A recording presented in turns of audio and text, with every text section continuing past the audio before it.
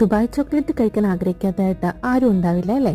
എന്നാൽ പിന്നെ നമുക്കിന്നൊരു ദുബായ് ചോക്ലേറ്റ് ചീസ് കേക്ക് ഉണ്ടാക്കി നോക്കാം. അതിന് വേണ്ടിയിട്ട് കുനാഫ ഡബിലേക്ക് നമുക്ക് ബട്ടർ ആഡ് ചെയ്തതിന് ശേഷം നന്നായിട്ട് റോസ്റ്റ് ചെയ്തെടുക്കാം. അതിലേക്ക് കുറച്ച് പിസ്താഷ്യോ സ്പ്രെഡും കൂടെ ആഡ് ചെയ്തിട്ട് നന്നായിട്ട് മിക്സ് ചെയ്തിട്ട് ഇതാണ് ബേസായിട്ട് യൂസ് ചെയ്യുന്നത്. ഒരു ബൗൾ എടുത്തതിന് ശേഷം ഈ ഒരു മിക്സ്ചർ നമുക്ക് നന്നായിട്ട് ഒന്ന് പ്രസ് ചെയ്ത് കൊടുത്ത് നന്നായിട്ട് സെറ്റ് ചെയ്തെടുക്കാം. ക്രീം ചീസും ഫ്രഷ് ക്രീമും കണ്ടൻസ്ഡ് മിൽക്കും പിന്നെ പിസ്താഷ്യോ സ്പ്രെഡിൻ്റെ ഒരു കുറച്ചും കൂടി നമുക്ക് ഇട്ടിട്ട് ബ്ലെൻഡ് ചെയ്തെടുക്കാം. ഇതാണ് ഞാൻ സെക്കൻഡ് ലെയറായിട്ട് യൂസ് ചെയ്യുന്നത്. ഇത് സ്പ്രെഡ് ചെയ്യുന്ന വെച്ചിട്ട് പണിയാണ് കേട്ടോ. അതൊക്കെ അവരുടെ കഴിവിനനുസരിച്ച് നല്ല ഭംഗിയായിട്ട് സ്പ്രെഡ് ചെയ്യാം.